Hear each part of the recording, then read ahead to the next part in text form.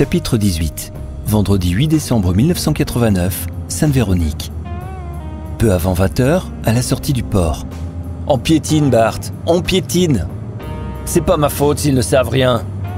J'ai pas dit que c'était ta faute. Mais là, on n'est pas bon. C'est pas normal que Reynolds et ses gars avancent plus vite que nous. Ouais, c'est bon, hein, lâche-moi. Bart déteste sentir la pression lui remonter par le nez à la façon moutarde de grand-mère.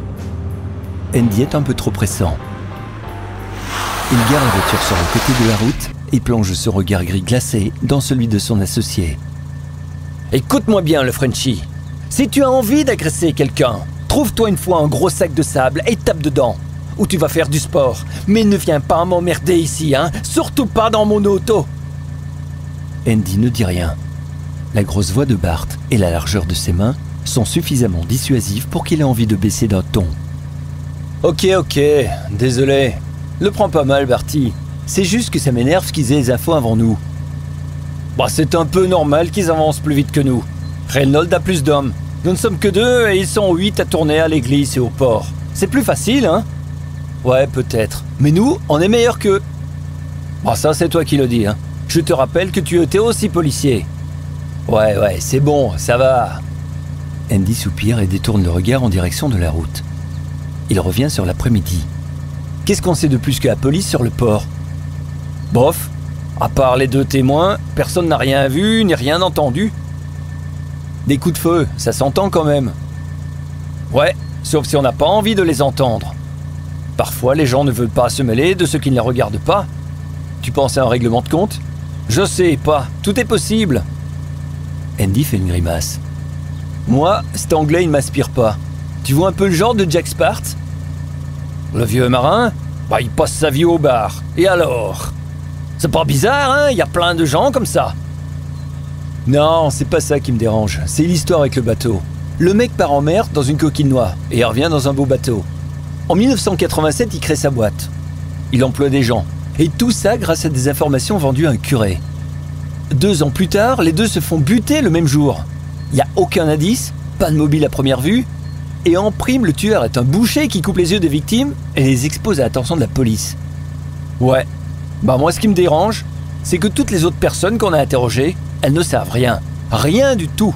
Comme si les gens, ils ne veulent pas se mêler de ça. Ouais, je sais.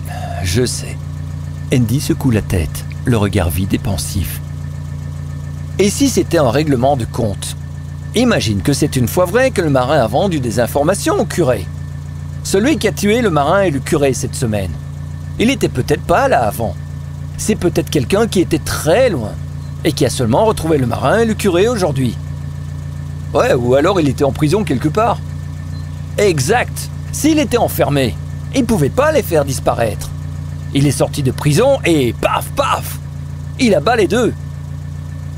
Bart, si le mobile est une information, il faut savoir laquelle pour trouver qui a intérêt à descendre le marin et le curé. Eh fieu, il a tué un curé.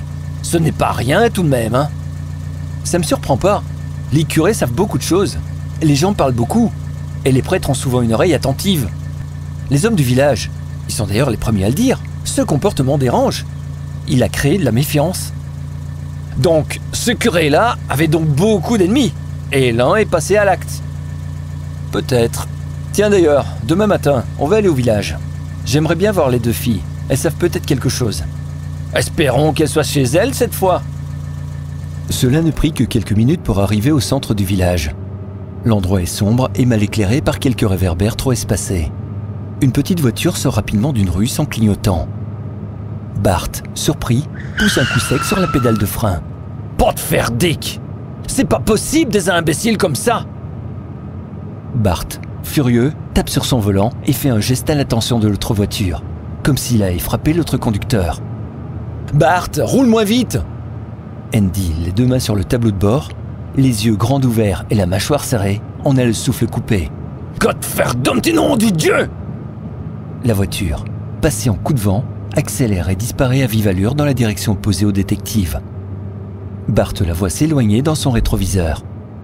Andy tape un petit coup sec sur le bras de son associé. « Hé, t'as vu comme moi ou j'ai rêvé ?»« Quoi ?» Dans la voiture qui vient de passer. La passagère, c'était pas la nana de ce matin devant la gare? Quoi? La clocharde? Ouais, je l'ai vue dans la voiture. Enfin, je crois. Tu crois ou t'es sûr? Ouais, je vois que tu n'as rien vu. Fait trop noir, t'as sûrement rêvé. Les deux détectives reprennent la route en direction de leur domicile. Des lueurs apparaissent furtivement sous les nuages. Fatigués, la vision altérée par l'éclairage urbain et les phares des autres voitures, Andy ne les vit pas. Bart, le regard figé sur la route, énervé par la conversation et le freinage d'urgence, dévore les kilomètres, pressé de rentrer chez lui. La femme au manteau de cuir noir n'en croit pas ses yeux. « Cet idiot nous a foncé dessus! T'imagines? Il a bien failli nous aplatir avec sa grosse voiture. » Oui, il nous aurait écrasés d'un seul coup. La femme blonde est assise à l'avant, une carte routière sur les genoux et une petite lampe de poche à la main. Bon, si tout va bien, on sera à Liège vers minuit. Minuit? Oh non, c'est impossible. Je ne peux pas conduire 3-4 heures de suite sans pause.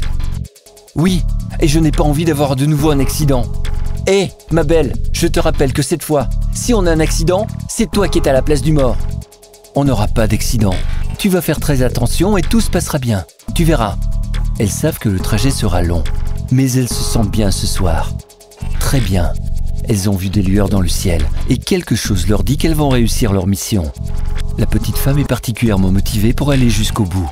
Elles trouveront ce salaud. Il ne pourra pas se cacher longtemps.